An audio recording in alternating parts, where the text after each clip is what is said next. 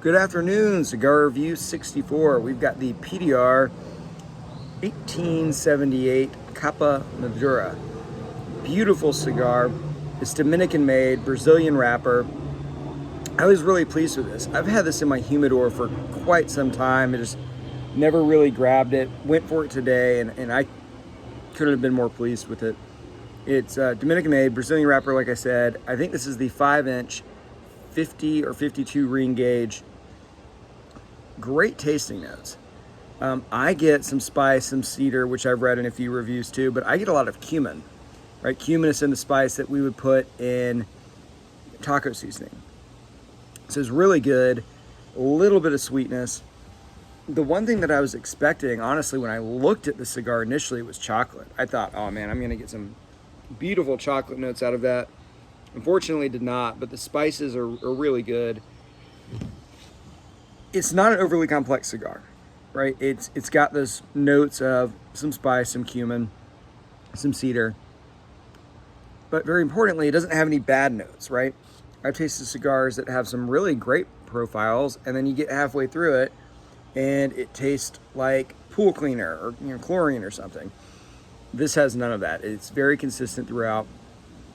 I at first got an uneven burn, but it kind of sorted itself out. Didn't even have to touch it up with a lighter. The great thing about this cigar, look at this. Amazing draw. I mean, great draw. Abe Flores, who makes PDR, also was involved with the La Palina Classic. I didn't review that one super positively because I personally could barely get smoke through it. It was just not drawing well. This is fantastic. I mean, this is drawing super well.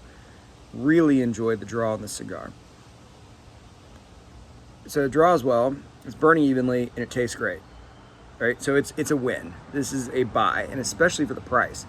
Now there's a bonus to this that you can't see here. It's gorgeous. It has a beautiful cap, right? Hence the name, right? That I cut off, and then it has a closed foot as well. I love the closed foot cigars because it really helps you get them lit just so much easier, right? The leaves on the end really help to typically make it burn more evenly, and it catches just so much easier. Interesting company too. So it looks like they were started early 2000s, and they've been tremendously successful. The La Palina Classic, the Gurkha 125th, they all made the Cigar Aficionado's top 25 list, which is a huge accomplishment for any company. And I was actually just reading a Cigar Aficionado article of the founder where they interviewed him, and they asked some pretty good questions. It's an interesting article. I'd encourage you to read it. One of the questions was, when was your first cigar? He said, 8 years old, had my first cigar and vomited. Well, I think the first time I smoked one years and years and years ago, I probably had a similar experience. So that's something that I think a lot of cigar smokers can fully sympathize with. But there was a lot of really good questions. That was one that just kind of stood out to me as being pretty funny. My one complaint about the cigar, and this is not even really a valid complaint, it's burning very quickly.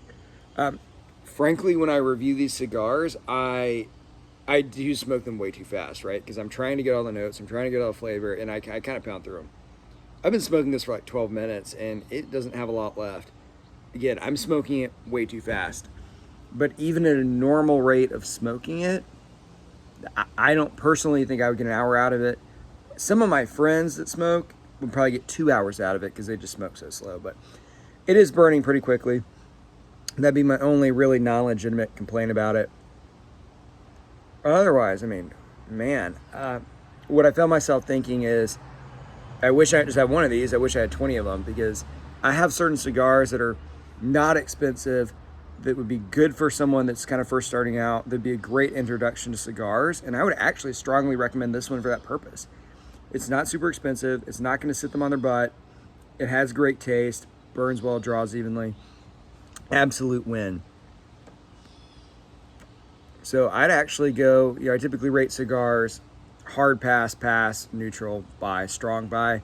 This would be a strong buy. I think it's a great cigar, and I'm certainly going to pick up more of them. So that's it, guys. Cigar Review 64. That's the PDR 1878, and that is going to be a strong buy from me.